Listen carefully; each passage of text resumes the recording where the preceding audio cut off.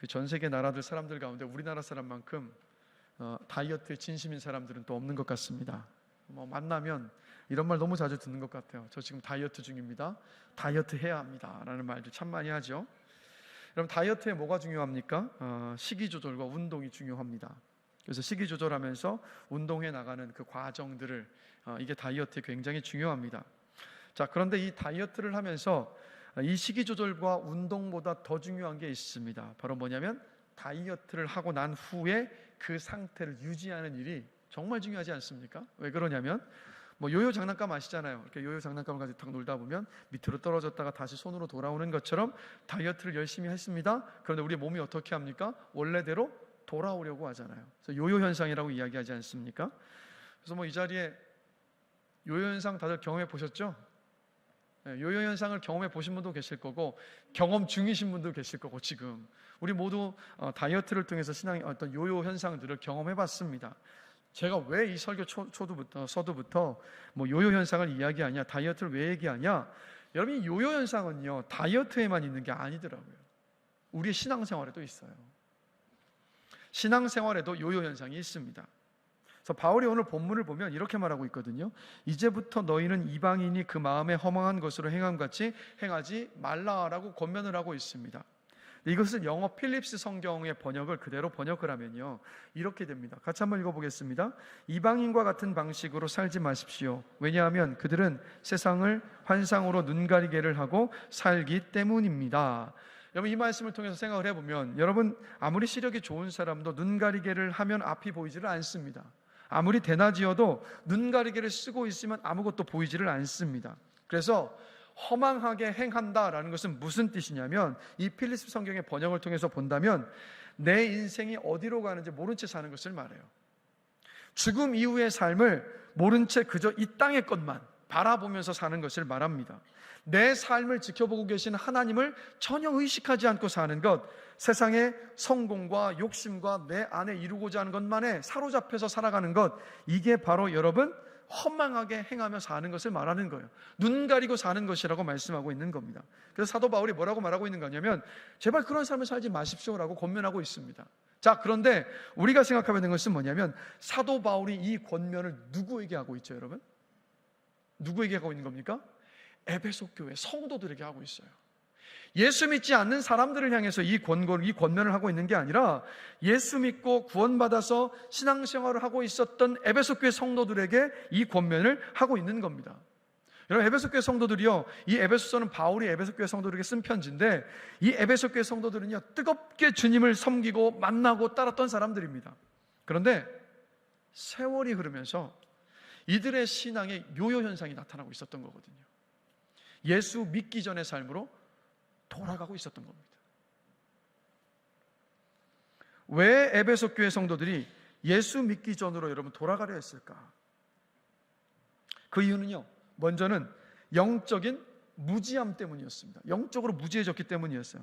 사도행전 19장을 보면 바울이 에베소 교회를 개척할 때 두란노 서원을 세웠습니다. 그래서 2년 반 동안 그 두란노 서원에서 하나님의 말씀을 부지런히 가르쳤습니다. 그래서 이때의 상황을 사도행전 19장 20절을 보면 두란노 서원에서 2년 반 동안 열심히 말씀을 전하고 가르쳤던 그 결과를 이렇게 말씀합니다. 주의 말씀이 힘이 있어 흥황하여 세력을 얻으니라.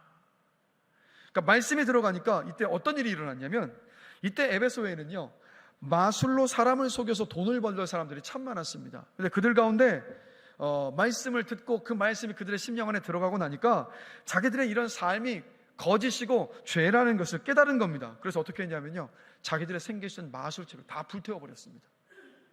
그리고 또 이 에베소는 우상숭배가 만연했던 곳이었습니다. 그래서 세계 7대 불가사의라고 부르는 아르테미스 여신을 숭상하고 예배에 있었던 엄청난 신전이 있었던 곳이 바로 이 에베소입니다. 그러니까 그 엄청난 신전이 있었으니까 얼마나 많은 우상숭배들이 막 일어나고 있었겠습니까? 자, 그런데 말씀이 들어가고 나니까 예수를 영접하게 됐고요, 예수를 영접하고 나니까 우상을 다 버린 겁니다. 근데 이게 어느 정도였냐면 우상을 만들어서 팔고 있었던 그 사람들이 자신들의 생계를 걱정해야 돼가지고 폭동을 일으킬 만큼 엄청난 일이 일어났었던 거예요. 말씀으로 충만해지고 나니까 죄를 버리고 우상 숭배를 버리는 놀라운 변화들이 에베소 지역 안에 여러분 일어났었던 겁니다. 자, 그런데 안타깝게도 사도 바울이 에베소를 떠나고 나자 말씀이 약해지기 시작했습니다. 이전처럼 이들이 말씀을 가까이 하지 않았던 거예요. 그로 인해서 에베소 교회 성도들이 영적으로 무지해져 버린 겁니다. 영적인 무지함이 뭐죠, 여러분? 하나님께서 기뻐하시는 일과 기뻐하지 않으시는 일을 분별하지 못하는 것을 말합니다. 죄가 무엇인지를 깨닫지 못하는 것을 말합니다. 하나님의 나라를 소망으로 붙잡으며 살아야 하는데 그 소망이 사라져버린 채 그냥 땅의 것만 붙잡고 살아가는 것, 이게 영적인 무지함의 상태에 있는 거예요. 이렇게 영적으로 무지해지니까 이들의 삶이 예수 믿기 전의 삶으로 계속 돌아가고 있었습니다. 신앙의 요요 현상이 일어났어요. 자, 여러분, 이게 에베소 교회의 현실이었고 에베소 교회의 상황이었습니다. 자, 그런데 이 모습이 에베소 교회만의 문제일까요? 이 모습이 이전 과거에 에베소 교회만 갖고 있었던 문제였겠습니까? 아니에요, 여러분. 우리의 일일 수 있고요, 우리에게 일어나는 일일 수 있고요, 아니요, 나에게 지금 일어나고 있는 일일 수 있습니다. 그 한국교회 성도들은 특징이 있는데요, 지식을 별로 중요하게 생각하지 않는 그런 경향이 있어요. 그래서 이런 말을 교회 안에서 합니다. 들어보신 분도 계실 거고 해보신 분도 계실 텐데, 뭘 자꾸 알려고 해, 묻지 마, 그냥 믿으면 돼, 이런 말, 묻지 말고 믿어, 이런 말들을 들어보셨을 거예요. 근데 여러분, 이런 말들이 왜 나오는지 아십니까? 어떤 분들은 이렇게 분석을 하더라고요. 우리나라의 토속신앙이 샤머니즘의 영향 때문이라고 봅니다. 여러분, 샤머니즘 뭡니까? 이거 비나이다 성황당 가서 비는 거, 이런 거 말하죠. 그러니까 기독교가 들어오기 전부터 우리나라에는 샤머니즘이 있었습니다. 근데 샤머니즘은 지식이 중요하지 않아요. 뭐가 중요합니까? 열정과 정성이 중요합니다. 그러니까 내가 소원을 비고 있는 그 신, 그게 우상이 됐든 뭐가 됐든요, 그 대상이 누구인지는 중요하지 않아요. 그거 아는 거 필요하지 않아요. 고목나무 아래에서 빌든 성황당에 가서 빌든 산에 돌을 막 차곡차곡 쌓아놓고 빌든지 아니면 찬물 한 그릇을 떠놓고 빌든지 간에 그 대상은 중요하지 않아요. 그 신의 뜻도 중요하지 않습니다. 뭐가 중요합니까? 정성과 열심을 쏟아 부어서 내가 원하는 것을 얻어내기만 하면 되잖아요. 이게 샤머니즘입니다. 근데 이런 샤머니즘의 영향이 교회 안에도 들어와서 영향을 준 거죠. 그래서 지식 배우는 것 별로 중요하게 생각하지 않아요. 열정과 정성만 중요하다고 합니다. 하나님만 열심히 섬기면 되지 나에게 하나님께서 어떻게 말씀하시는가 별로 중요하지 않은 거예요. 내가 원하는 것을 기도라는 통로를 통해서 하나님께 얻어내기만 되면 된다라고 생각합니다. 여러분, 그런 대표적인 모습이 뭔지 아세요? 수능 100일 전이 되면요, 그렇게 많은 성도들이 새벽기도에 와요. 밀물처럼 몰려들었다가 수능이 딱 끝나면 거짓말처럼 썰물 빠지듯이 그때까지 보였던 성도님들이 그 다음날이 되면 새벽기도에 볼 수가 없는 이런 현상. 왜 일어납니까? 내 자식이 수능 잘 보기만 하면 되니까. 비단 이 문제뿐이겠습니까? 그런가 하면 많은 그리스도인들이요, 영원을 하나님과 보내기를 원해요. 자, 질문 드릴게요. 여러분, 하나님과 영원히 거하기를 원하십니까? 그 먼 하나님의 나라 천국에서 하나님과 영원히 함께 하시길 다들 원하시죠? 그렇죠? 다 아멘 하신단 말이에요. 자, 그런데 이상하게도요, 영원을 하나님과 보내고 싶은 마음은 가지고 있는데 지금 오늘을 하나님과 보내기를 원하는 사람 많지 않더라고요. 영혼의 문제는 그냥 이 세상을 떠난 후에 생각할 일이고, 이 땅에 사는 동안만큼은 그냥 현재의 삶, 이 땅의 삶에 모든 관심을 쏟아붓습니다. 집중합니다.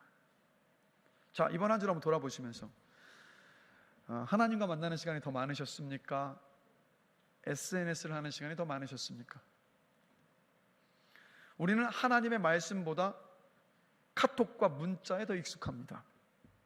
우리 눈이 예수님께 고정이 되기보다는 스마트폰과 미디어에 고정될 때가 더 많고 더 주목합니다. 이상하죠? 드라마 볼 시간은 있는데 말씀 볼 시간은 없더라고요. 영화관에 갈 시간은 있는데 기도할 시간은 또 없더라고요. 말씀을 깊이 사색하는 시간보다는 여러분, 시간이 필요합니다. 그런데 뭘 더 하냐면 검색을 더 편하니까 더 좋아하지 않습니까? 자, 이런 현실인데도 그러면서도 하나님을 향한 불만을 다 가지고 있어요. 이런 불만이요, 하나님이 늘 멀게만 느껴진다고 합니다. 신앙생활이 재미없고 따분하다고 합니다. 천국과 영생의 뜬구름처럼 추상적으로 느껴질 때가 많다고 합니다. 영적으로 너무 갈급하다고 합니다. 많은 그리스도인들이요, 희생 없는 기쁨을 원합니다. 씨 뿌리지 않고 열매를 거두려 합니다. 하나님이 없는 형식적인 신앙생활에 머물러 있을 때가 많습니다. 영원을 사모한다고 말은 하지만 현실은 그냥 내 현실의 성공과 성취만을 추구하며 산다라는 것. 그럼 조금 더 냉정하게 말씀드리면 하나님에 대해 별 관심이 없어요. 영적인 일에 별 관심이 없습니다. 요한복음 17장 3절 말씀 함께 보실까요? 우리 한 목소리 한번 읽어보겠습니다. 영생은 곧 유일하신 참 하나님과 그가 보내신 자 예수 그리스도를 아는 것이니이다. 자, 이 말씀 속에 영생이 뭐죠, 여러분? 영생이 뭡니까? 말씀에 답이 있잖아요. 영생이 뭐죠? 예수님을 알아가는 거예요. 하나님을 아는 게 영생입니다. 그럼 또 질문 드릴게요. 영생을 얻으셨습니까? 영생을 얻으셨습니까? 영생을 누리고 계십니까? 영생을 누리는 게 뭐예요, 여러분? 하나님 알아가는 거예요. 하나님이 어떤 분이신지 알아가는 게 영생을 누리는 거고, 그 사람이 영생을 가진 사람이에요. 그래서 여러분, 기독교를요, 다른 종교의 사람들이 뭐라고 얘기하면 계시의 종교라고 합니다. 그러니까 하나님은 자신을 막 베일에 꽁꽁 싸매어 두신 분이 아니라 하나님이 어떤 분이신가를 드러내시고 알려주시는데, 바로 그 믿는 하나님을 드러내고 알려주시는 종교가 기독교다라는 의미에서 계시의 종교라고 합니다. 그래서 하나님은 진리를, 여러분 진리가 뭔지 아세요? 진리는 하나님이십니다. 하나님이 진리예요. 근데 이 하나님은 당신을, 진리이신 자신을 베일에 싸매어 두신 것이 아니라 드러내 보여주셨습니다. 뭐를 통해서요? 이 성경을 통해서요. 하나님이 어떤 분이신지 드러내 보여주셨어요. 그래서 하나님이 어떻게 하신 거냐면, 진리를 들은 사람들이 믿든지 안 믿든지 선택하게 하셨습니다. 그래서 또 다른 말로 기독교를 가리켜서 말씀의 종교라고도 합니다. 그래서 바울이 이렇게 말해요. 로마서 10장 17절에서 함께 한 목소리 한번 읽어보겠습니다. 믿음은 들음에서 나며 들음은 그리스도의 말씀으로. 자, 여러분의 열심이 아무리 뛰어나다 할지라도 계시의 말씀을 모르고 있으면 지금 제대로 믿고 있는 게 아니에요. 그 믿음은 어쩌면 하나님과 상관없는 믿음일 수도 있습니다. 그러니까 많은 그리스도인들이요, 내가 복음을 만들어서 믿는 경우가 많아요. 성경이 말하는 하나님을 믿어야 하는데 내가 만들고 내가 듣고 내가 바라는 하나님을 만들고 믿고 섬길 때가 너무도 많아요. 여러분, 내가 복음 버리셔야 됩니다. 내가 복음 버리시고 마태, 마가, 누가, 요한 복음을 붙잡으셔야 된다고요. 믿음은 하나님께서 하신 일과 하실 일을 인정하고 받아들이는 겁니다. 그렇기 때문에 믿음의 본질은 뭔지 아세요? 말씀입니다. 믿음의 본질은 말씀이에요. 신앙생활의 연수 10년, 20년, 30년, 40년? 아니면 내가 장로다? 권사다? 안수집사다? 여러분의 신앙생활의 연수와 그 직분이 여러분의 믿음, 신앙 담보하지 않습니다. 착각하시면 안 돼요. 여러분들이 지금 들어서 알고 계신 신앙에 대한 어떤 지식들을 만약에 누군가에게 질문을 받으셔서 여러분의 입으로, 여러분의 말로 설명하지 못하신다면 죄송합니다. 여러분, 알고 계신 게 아니에요. 들어서 익숙한 거지 알고 있는 게 아니에요. 여러분, 알고 있으면 내 말로 설명할 수 있습니다. 그리고 우리가 이 땅을 살아가면서 완벽하지는 않지만 내가 정말 말씀을 붙들고 순종하기 위해서 씨름해본 그 말씀만이 내가 아는 말씀이에요. 그렇지 않은 말씀들은 아는 말씀이 여러분 아닙니다. 여러분, 하나님의 말씀을 알아야, 하나님의 말씀을 알 때 신앙생활 제대로 할 수 있는 겁니다. 그리고 말씀을 단순하게 이렇게 단순화시키지 마세요. 내가 해야 할 일과 하지 말아야 할 일의 어떤 경계를 알려주는 정도만 말씀으로 대하는 분들이 계시더라고요. 아, 그래, 난 이거 하면 되는 거, 이거 하지 않으면 되는 거지. 아니요, 말씀은 그 차원 이상이라고요. 자, 히브리서 4장 12절 함께 보실까요?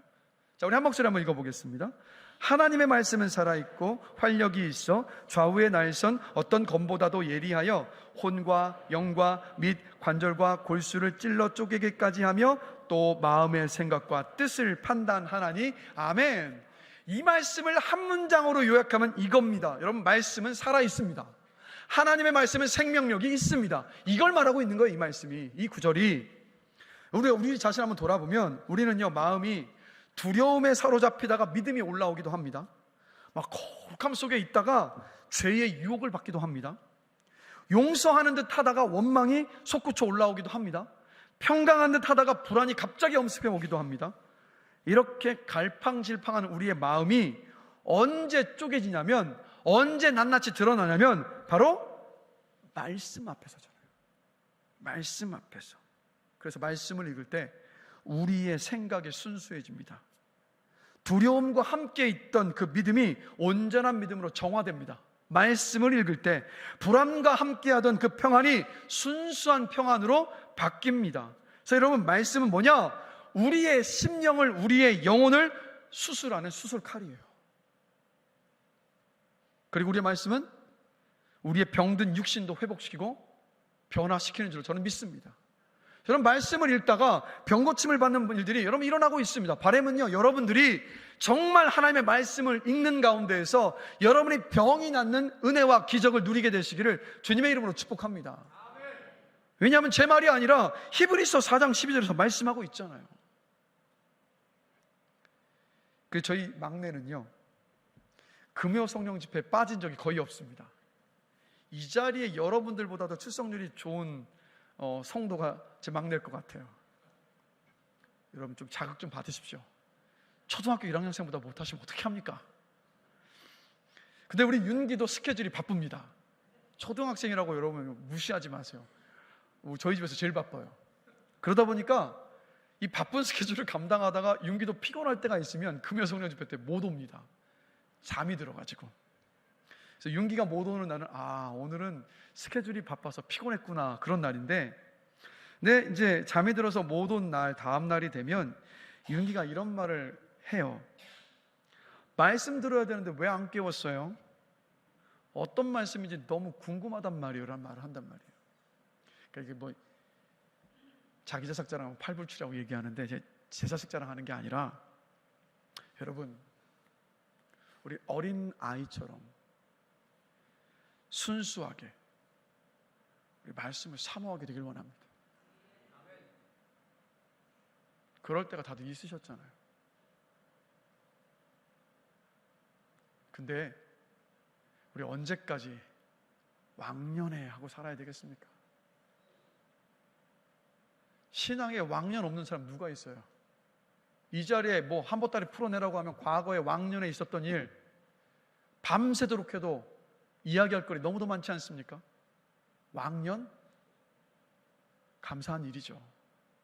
그러나 지금이 중요합니다. 지금이 중요하다. 어린아이와 같이 순전한 마음으로 말씀을 사모하는 우리가 되기를 다시 한번 주님의 이름으로 간절히 기도합니다. 왜요? 말씀이 우리 영혼의 양식이니까. 여러분, 뭐 이 자리에 육신의 건강을 위해서 신경 많이들 쓰시죠? 오메가3, 비타민-C, 뭐 비타민 B, 비타민 E, 비타민 D, 뭐 다들 챙겨 드시잖아요. 아침마다 일어나서 걷고 하시는 분도 계실 거고, 헬스장에 다니시는 분도 계실 거고, 운동 열심히 하시지 않습니까? 음식도 뭐 가려 드시잖아요. 그냥 내 입맛 따라 내 입 좋아하는 대로 안 드시지 않고 가려 드시지 않습니까? 육신의 건강을 위해서 정말 신경 많이들 쓰시잖아요. 조금만 아파도 병원에 가시고. 질문 드릴게요. 여러분의 영혼의 건강을 위해서는 얼마만큼 신경 쓰고 살아가고 계십니까? 이상하게도요, 육신이 아프면 그렇게 신경 쓰면서 병원에 달려가는데 영혼이 병 들어가고 있는데 방치하시더라고요. 근데 여러분, 이것을 아셔야 돼요. 이걸 놓치더라고요. 여러분, 육신이 아무리 건강해도요, 영혼이 병들면요, 육신의 건강도 소용이 없잖아요. 기쁨 다 사라지고 평강 다 깨져버리면 육신이 아무리 건강한데 뭐 하겠습니까? 근데 여러분, 또 이것도 있어요. 영혼의 건강을 잃어버리면 육신의 건강도 잃어버릴 수 있습니다. 이걸 자꾸 놓치더라고요. 여러분 기억하십시오. 말씀이 여러분의 영혼을 건강하게 합니다. 하나님의 말씀은 살아서 역사하시는 생명력 있는 말씀입니다. 여러분이 예수를 믿고 구원받았다면 여러분의 심령에 필요한 건 뭐냐면 생명의 말씀이 필요하다고요. 그러면 좀 제발요, 영혼의 건강이 안 좋은데 방치하지 마시고 병원에 달려가는 것처럼 여러분의 심령을 영혼의 말씀으로, 생명의 말씀으로 채우십시오. 더 이상 미루지 마시고 채우시라고요. 말씀을 가까이 하는 사람은 절대 영적인 무지함에 빠지지 않습니다. 신앙의 요요 현상에 빠지지를 않습니다. 뭐 말씀이 다 이해되지 않는다고 실망하지 마시고 포기하지 마시고 여러분 말씀 그냥 읽어 나가시면 돼요. 계속 읽어 나가세요. 쭉쭉쭉쭉. 그러면 읽고 또 읽는 가운데에서 여러분이 설교를 통해서 들었던 내용들과 성경 공부 시간에 들었던 내용들과 목장에서 함께 들었던 모든 내용들, 어느 한순간에 이해되지 않았던 그 말씀들이 막 구슬이 깨어지는 것처럼 깨달아지고 의미를 알게 되는 그때가 반드시 옵니다. 왜요? 여러분 안에 성령이 계시니까.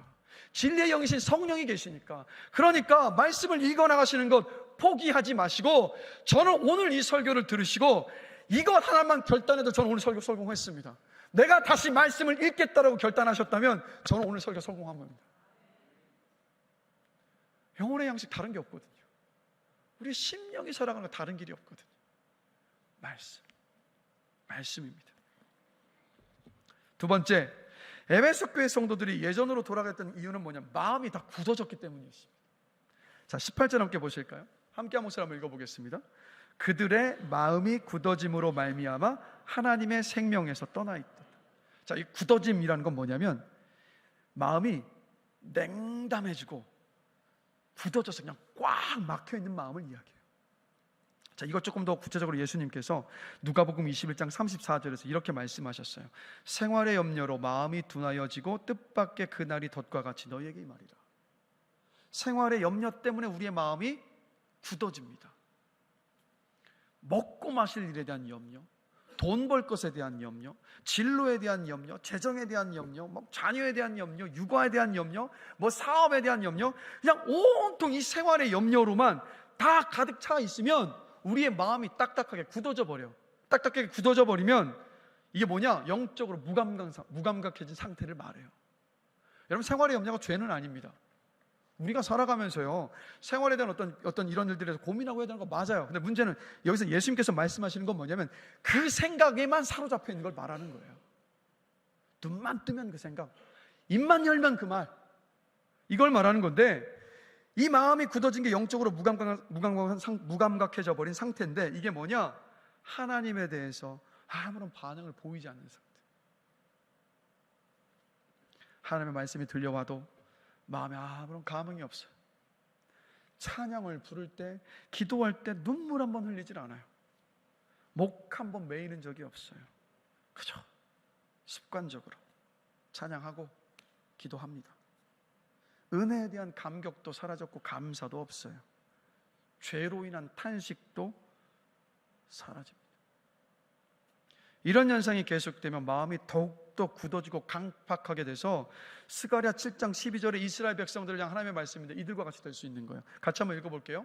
그 마음을 금강석 같게 하여 율법과 만군의 여호와가 그의 영으로 옛 선지자들을 통하여 전한 말을 듣지 아니하므로 큰 진노가 만군의 여호와께로부터 왔도다. 마음이 어떻게 된다고? 금강석같이 탁탁해져가지고 말씀이 비집고 들어갈 틈이 하나도 없고 하나님을 전혀 생각하지 않고 바라보지 않는, 정말 안타까운 상황이죠. 자, 근데 오늘 18절 말씀을 다시 보면 마음이 굳어있는 것을 뭐라고 말씀하고 있냐, 뭐라고 말씀하십니까? 하나님의 생명에서 떠나 있도다라고 말씀하고 있는데, 이게 무슨 뜻이냐면 하나님의 생명이 없다라는 말이에요. 하나님의 생명이 우리 안에 없다. 여러분, 지옥은 언제 가죠, 여러분? 제가 지옥에는 언제 가냐고 묻고 있는데 제가 웃고 있으면 안 되죠. 지옥은 언제 갑니까? 그죠? 죽어서 간다라고 우리 모두 알고 있죠. 근데 여러분, 이걸 아셔야 돼요. 하나님으로부터 멀어지고 하나님을 의식하지 않는 상태가 돼버리면 그때부터 삶은 지옥이 됩니다. 빛이신 하나님으로부터 멀어지면 자연스럽게 어둠과 더 가까워질 수밖에 없으니까. 그래서 지옥은요, 우리 삶의 현장에서 시작될 수 있고 경험될 수 있습니다. 그래서 뭐라고 말합니까? 생지옥이라고 말하잖아요. 생지옥은 어디서부터 시작되냐면 강팍해진 우리의 마음으로부터 시작합니다. 하나님을 의식하지 않는 상태, 그게 바로 여러분 생지옥이에요. 이 자리에는 그런 분이 한 분도 계시지 않게 되기를 원합니다. 그래서 이렇게 우리 영혼이 무감각해지면 19절과 같이 돼요. 그들이 감각 없는 자가 되어 자신을 방탕에 방임하여 모든 더러운 것을 욕심으로 행하되, 옳고 그름에 완전 무감각해지고요, 모든 더러운 것에 탐욕을 부리며 산다는 겁니다. 죄에 빠져 살죠. 바로 에베소 교회에 이런 성도들이 많았던 겁니다. 그래서 사도 바울은 로마서 1장 18절을 보면 이렇게 그 마음이 강팍해지고 무디어져 가지고 모든 더러운 곳에 탐욕을 부리며 죄에 빠져 사는 사람들을 향하여서 이렇게 말씀하고 있어요. 함께 한 목소리를 읽겠습니다. 하나님의 진노가 불의로 진리를 막는 사람들의 모든 경건하지 않음과 불의에 대하여 하늘로부터 나타나나니, 뭐라고 말씀합니까? 하나님의 진노가 임한대요. 자, 여러분, 하나님의 진노가 뭐죠? 하나님의 진노가 뭐라고 생각하십니까? 막 소돔과 고모라에 내렸던 불과 유황불이요? 그래서 막 그렇게 상상하십니까? 내가 이렇게 죄 짓고 있다 보면 불과 유황불이 우리 집에 자고 있는데 떨어질 것, 이게 아니에요. 하나님의 진노는 그게 아니에요. 로마서 1장을 보면 하나님의 진노가 뭐라고 말씀하고 있냐면, 자, 1장 24절입니다. 함께 한 목소리 읽어보겠습니다. 그들을 마음의 정욕대로 더러움에 내버려 두사 그들의 몸을 서로 욕되게 하셨으니. 자, 28절도 함께 보겠습니다. 그들이 마음에 하나님 두기를 싫어하며. 하나님의 진노가 뭔지 아세요? 내버려 두시는 거예요. 그냥 내버려 두시는 거예요. 이런 거예요. 너 하고 싶은 대로 한번 해봐. 네 마음대로 한번 해봐. 그냥 둘게. 자, 내버려 두시니까 뭐 잘못하고 죄를 지면 일은 다 잘 돼가는 것 같아 보여요. 그거 아닙니다, 여러분. 여러분, 하나님께서 그 인생에 간섭하지 않으시고 내버려 두시는 게 가장 무서운 형벌이에요. 사랑의 반대말은 무관심이잖아요. 내가 지금 잘못 행하고 있는데도 하나님이 나를 다루시지 않으신다? 하나님이 내 삶 속에 들어오지 않으신다? 이 말은 뭐냐면 하나님이 나에게 무관심하시다는 말씀이고 나를 사랑하지 않고 계시다는 말씀과 같지 않습니까? 얼마나 두렵습니까, 여러분? 그리고 이렇게 하나님께서 내버려 두신 상태로 있다가 맞이하는 게 뭐냐? 그 마지막이 지옥의 심판입니다. 그래서 여러분, 이걸 아셔야 돼요. 우리가 죄를 짓고 잘못해가며 살아가고 있을 때 하나님이 고난이나 역경이나 환난을 통해서 우리로 하여금 나 자신을 돌아보게 하시고 회개하게 하시고 돌아오게 하시는 것, 여러분, 그게 은혜입니다.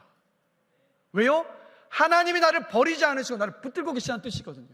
하나님이 나를 사랑하셔서 내가 돌아오기를, 바로잡기를 원하시는 그 마음을 보여주고 계시는 증거이기 때문입니다. 그러면 전 질문 드리고 싶습니다. 여러분의 지금의 마음의 상태는 어떠십니까? 여러분의 마음의 상태는 어떠세요?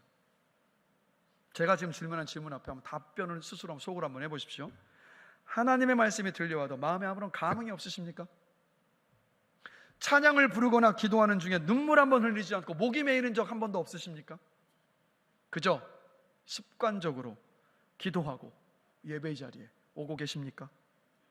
은혜에 대한 감격과 감사가 없으십니까? 죄로 인한 탄식이 사라지셨어요? 답변해 보셨죠? 이 가운데 한 가지라도 네라고 말씀하셨으면 마음이 굳어져 가고 있는 겁니다. 신앙의 요요 현상 시작한 겁니다. 그냥 방치하시면 안 돼요, 여러분. 이상하게도요, 마음은 그냥 내버려 둔다고 내버려 두면 좋아질 거라고 착각들 하시는데, 여러분, 마음은 그냥 내버려 둔다고 좋아지지 않습니다. 시간이 지나면 좋아지는 게 아닙니다. 그래서 성경에서 말씀하고 있지 않습니까? 잠언 4장 23절이요. 함께 한 목소리 한번 읽어보겠습니다. 모든 지킬 만한 것 중에 더욱 내 마음을 지키라. 생명의 근원이 이에서 남이니라. 그래서 이렇게 강조하며 말씀하고 계시는 거 아니겠어요? 마음을 지켜라. 너의 생명이 마음에서 난다라고 말씀하고 계시는 거예요. 자, 그러면 우리의 마음 어떻게 지킬 수 있을까요? 첫 번째, 여러분 하나님이 여러분에게 주신 은혜 잘 관리하셔야 됩니다. 자, 오늘 본문 23절 24절 함께 한번 읽어보겠습니다. 오직 너희의 심령이 새롭게 되어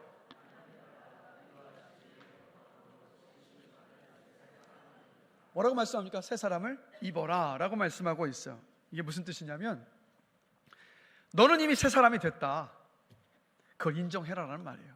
그럼 또 좀 더 풀어보면, 여러분 믿음은 뭐라고 말씀드렸어요? 하나님께서 하신 일과 하나님께서 하실 일을 인정하고 받아들이는 게 믿음입니다. 즉 예수님의 십자가 부활을 믿음으로 나에게 일어난, 내가 새로운 존재가 된 것을 인정하고 받아들이라는 말입니다. 여러분 이것을 아셔야 돼요. 영적인 모든 일들은 믿음으로 역사합니다. 영적인 모든 일들은 믿음으로 역사해요. 자, 우리 말씀 한번 큰 소리 한번 읽어볼까요? 로마서 8장 2절 함께 한 목소리 한번 읽어보겠습니다. 이는 그리스도 예수 안에 있는 생명의 성령의 법이 죄와 사망의 법에서 나를 해방하였음이라. 아멘. 갈라디아서 2장 20절 함께 읽습니다. 내가 그리스도와 함께 십자가에 못 박혔나니 그런즉 이제는 내가 사는 것이 아니요 오직 내 안에 그리스도께서 사시는 것이라. 이제 내가 육체 가운데 사는 것은 나를 사랑하사 나를 위하여 자기 자신을 버리신 하나님의 아들을 믿는 믿음 안에서 사는 것이라. 아멘. 자, 저를 따라서 우리 믿음으로 한번 고백해 보겠습니다. 생명의 성령의 법이 죄와 사망의 법에서 나를 해방하였다. 내 안에 예수 그리스도께서 사신다. 하나님은 독생자를 내어주실 만큼 나를 사랑하신다. 여러분, 나 같은 죄인 살려주시고 새 사람이 되게 하여 주신 구원의 은혜를 기억하고 감사하면 하나님을 생각하게 됩니다. 하나님을 향한 감각이 살아나기 시작한다.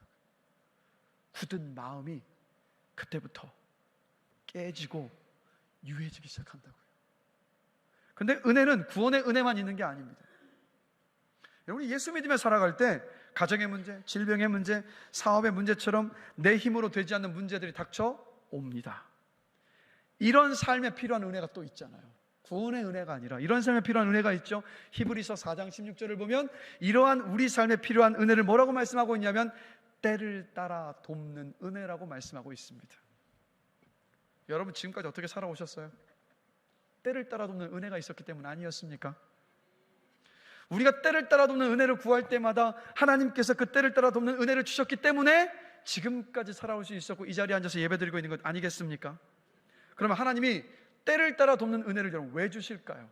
먼저 우리가 하나님의 자녀이기 때문이겠죠. 그러나 또 다른 이유가 있습니다. 에스라 9장 8절 함께 보실까요? 우리 한 목소리 한번 읽어보겠습니다. 이제 우리 하나님 여호와께서 우리에게 잠시 동안 은혜를 베푸사 얼마를 남겨두어 피하게 하신 우리를 그 거룩한 처소에 박힌 목과 같게 하시고 우리 눈을 밝히사 우리가 종로로 타는 중에서 조금 소생케 하셨나이다. 아멘. 이거 세 가지가 있지만 한 가지만 볼게요. 왜 때를 따라 도는 은혜를 주시느냐고요? 우리의 눈을 밝히시기 위해서. 그러니까 여기서 잠시 동안 베푸신 은혜가 때를 따라 도는 은혜인데 왜 그 은혜를 주신다고요? 우리의 눈을 밝히시기 위해서. 어떤 눈이요? 이겁니다, 여러분. 은혜가 없으면 문제와 상황만으로 막 뒤덮여 있으면 우리 뭐만 봅니까? 현실과 상황과 문제만 바라봅니다. 그러니까 이럴 때가 되면 어떻게 합니까?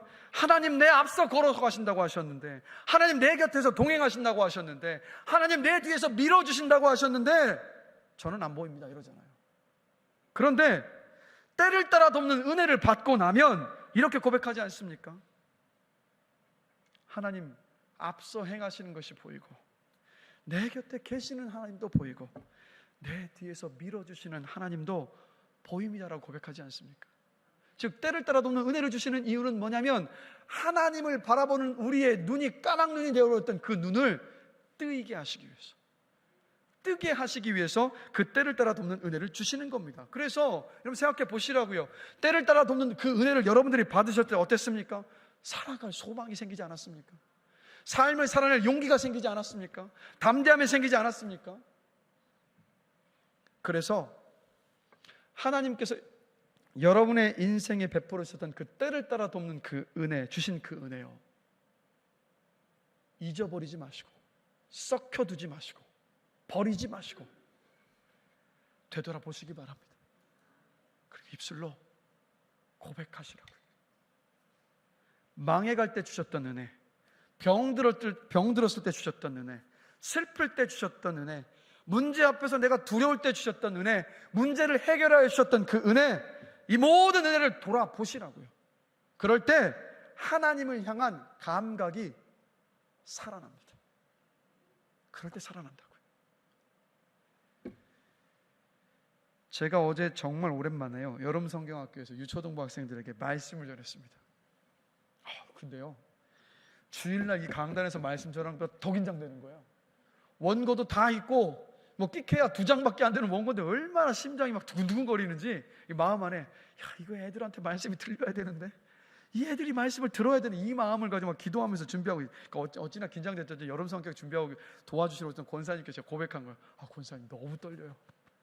주일 강단에서 말씀 전하는 것도 더 떨립니다. 막 고백했더니 권사님이 기도할게요, 목사님 힘내세요. 감사합니다. 이러고 이제 말씀을 전했는데, 감사하게도요, 우리 아이들이 눈을 초롱초롱 뜨고 제 말씀을 경청해 줘서 너무 감사해요. 근데 제가 말씀 전한 어린아이들에게 전한 말씀의 핵심은 뭐냐면, 믿음은 하나님을 의지하는 것입니다 였습니다. 그래서 제가 이 메시지를 전하면서 유초등부 어린아이들에게 제가 미국 유학 시절에 등록금을 채워주신 때를 따라 돕는 은혜, 제가 받았던 그 은혜를 아이들에게 간증했어요. 근데 여러분, 신기한 일이 있었습니다. 아이들에게 간증을 하는데, 제가 미국에서 받았던 하나님께서 저에게 준 때를 따라 돕는 그 은혜를 하나하나 떠올리면서 제 말로 다시 한번 떠올리면서 아이들에게 하나하나 조목조목 설명하는데, 여러분, 제 삶 가운데 일하시고 베풀어 주신 하나님의 그 일하심의 그 역사하심의 그 은혜가 다시 한번 몽글몽글 제 안에서 생생하게 다시 살아나기 시작하는 거예요. 그러니까 아이들은 막 귀담아 들으면서 듣고 있는데, 그 아이들도 은혜 가운데 들었지만 말씀 하나하나 그 간증을 제가 하면서 제가 다시 살아나더라고요. 그래, 맞아. 하나님 이런 하나님이셨지. 하나님 이렇게 일하셨지. 그리고 지금도 일하시는 하나님이시지. 그러니까 하나님을 향한 그 감각이 살아나더라고요. 하나님이 가까이 느껴지십니까? 멀리 느껴지십니까? 답변을 해보세요. 하나님이 멀게 느껴지세요? 가깝게 느껴지세요? 할렐루야. 가깝게라고 말씀하지 못하시면 멀게 느껴지신다는 얘기잖아요. 그러면요, 하나님이 여러분에게 주신 그 구원의 은혜, 그리고 하나님께서 여러분의 인생 속에 주셨던 때를 따라 돕는 그 은혜 쏟아버리지 마시고, 잊어버리지 마시고, 마음속 깊숙한 곳에 처박아 두지 마시고 끄집어내셔서 키워내십시오. 그럴 때 여러분의 마음 지킬 수 있습니다. 하나님을 향한 그 감각이 살아나기 때문입니다. 그리고 두 번째로, 우리의 마음을 지키려면 여러분 신앙의 묵은 누룩 제거하셔야 됩니다. 22절 함께 보실까요? 한 목소리 한번 읽어보겠습니다. 너희는 유혹의 욕심을 따라 썩어져가는 구습을 따르는 옛사람을 벗어버리고. 자, 여기서 옛사람은 뭡니까? 예수 믿기 전의 삶을 벗어버리라는 말이에요. 자, 그런데 이게 우리가 신앙생활을 하면서도 예전에 하던 대로 하려던, 그대로 하려던 모습들이 있어요. 신앙의 구습을 따르려 하지 않습니까? 저는 좀 더 확장해서 본다면 그 신앙의 구습을 버리라는 말씀으로도 보여지더라고요. 고린도전서 5장 8절을 보면 이런 말씀이 있습니다. 함께 한 목소리 한번 읽어보겠습니다. 이러므로 우리가 명절을 지키되 묵은 누룩으로도 말고 악하고 악의에 찬 누룩으로도 말고 누룩이 없이 오직 순전함과 진실함의 떡으로 하자라고 말씀하고 있습니다. 예수님께서 이 땅에서 사역하실 때 바리새인들과 서기관들의 전통과 율법을 뭐라고 말씀하셨냐면 바리새인의 누룩이라고 말씀하셨어요. 즉, 이 묵은 누룩은 뭘 말하냐면 사람의 전통 혹은 종교적인 율법을 이야기합니다. 자, 근데 여러분, 교회 안에요, 이 묵은 누룩이 항상 기회를 노리고 있습니다. 막 교회 안에서 무언가를 지키고 무언가를 행할 때, 무언가를 금하고 행하지 않을 때, 여러분 뭘 하셔야 되는지 아세요? 그 일의 영적인 의미를 여러분 질문하셔야 합니다. 왜 그 일을 해야 하고, 왜 그 선택을 해야 하고, 내가 왜 일을 해야 하는가, 그 영적인 의미에 대한 질문을 여러분 하셔야 됩니다. 그럼 질문 드릴게요. 주일에 왜 오셔서 예배 드리고 계십니까?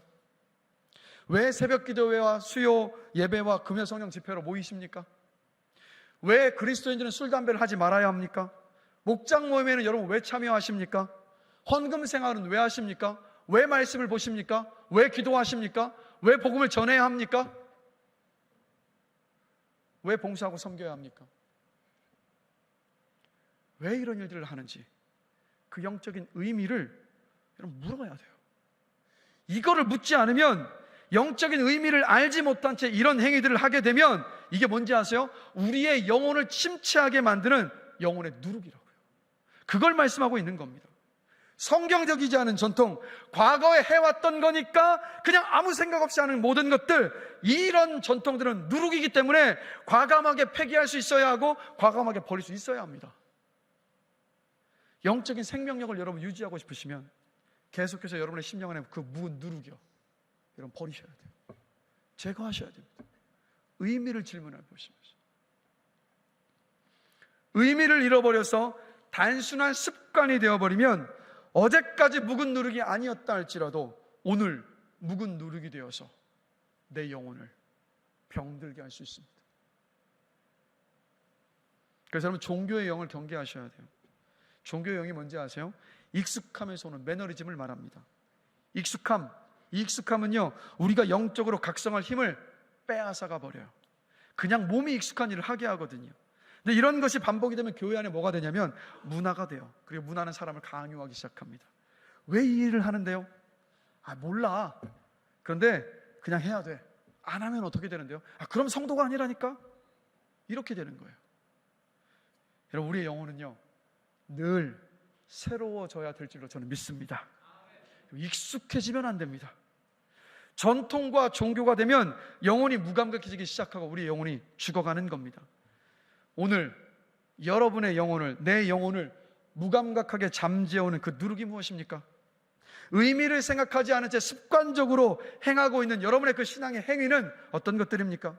그 누룩을 과감하게 제거하시기를 주님의 이름으로 축복합니다. 신앙생활의 매너리즘과 익숙함과 결별을 결단하시고 결별하시는 여러분들 되시기를 원합니다. 매너리즘에서 완전히 탈피하시는 여러분 되시기를 원합니다. 주일에 예배를 드릴 때 새로운 마음으로 와서 예배를 드리시고, 기도를 한번 할지라도 이전에 하던 대로 하는 것이 아니라 새로운 마음으로 기도하시고, 목장 모임에 참여하실 때도 지난주에도 했던 거니까 그냥 습관적으로 가는 목장 모임이 아니라 기대하는 마음으로, 새로운 마음으로 오늘 어떤 은혜를 주실까, 이 마음으로 목장 모임에 참여하시고, 봉사와 섬김을 할 때도 그냥 남들이 다 하는 거고 예전에 했던 것이니까 하는 것이 아니라 주님이 나에게 은혜를 주셨고 주님이 나를 섬겨주셨으니까 나도 기쁨으로 섬기는 거죠. 이 새 마음으로 섬기고 봉사하시는 저와 여러분들이 되시기를 주님의 이름으로 축복합니다. 이게 마음을 지키는 일이고 내 영혼이 사는 길입니다.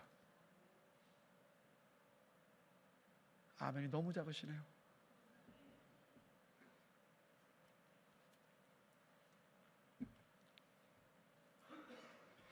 말씀을 마무리하겠습니다.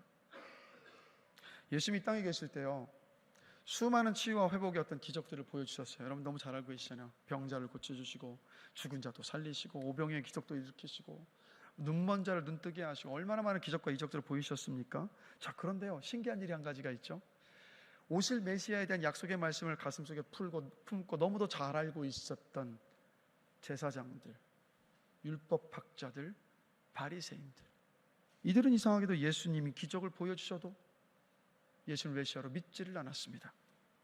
그런데 어느 날 로마의 백부장이 예수님을 찾아와서 하는 말이, 주님, 제 부하가 병이 들었는데 제 부하의 병을 고쳐주십시오라고 합니다. 그래서 예수님 말씀하세요. 가자, 내가 너희 집에 가서 네 부하의 병을 고쳐주겠다.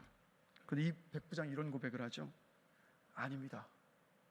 저도 부하가 있어서 그 부하에게 가라 하면 가고 오라 하면 오는데 주님이 몸소 가지 않으셔도 주님이 나으라 하신다면 저는 낫게 하실 것을 믿습니다라는 놀라운 고백을 하죠.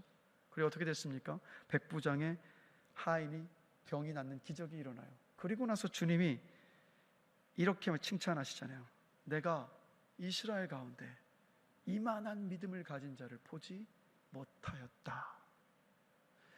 근데 이 일을, 사건을 생각하면서 한 성경 구절이 떠올랐습니다. 먼저 된 자가 나중되고 나중된 자가 먼저 되리라 라는 이 말씀. 이 자리에 신앙생활의 연수가 오래되신, 먼저 되신 성도님들, 신앙의 요요 현상이요, 여러분들을 피해가지 않습니다.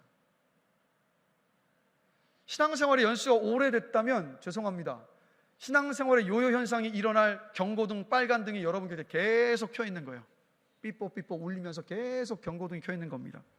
그리고 신앙생활의 연수가 얼마 되지 않으신 성도님들, 방심하지 마십시오. 언제 신앙의 요요 현상이 올런지 알 수 없습니다. 그렇기 때문에 여러분들 모두 말씀의 사람이 되시기를 축복합니다. 굳은 마음이 되도록 방치하시면 안 돼요. 하나님이 주신 구원의 은혜와 때를 따라 돕는 그 은혜 잘 관리하십시오.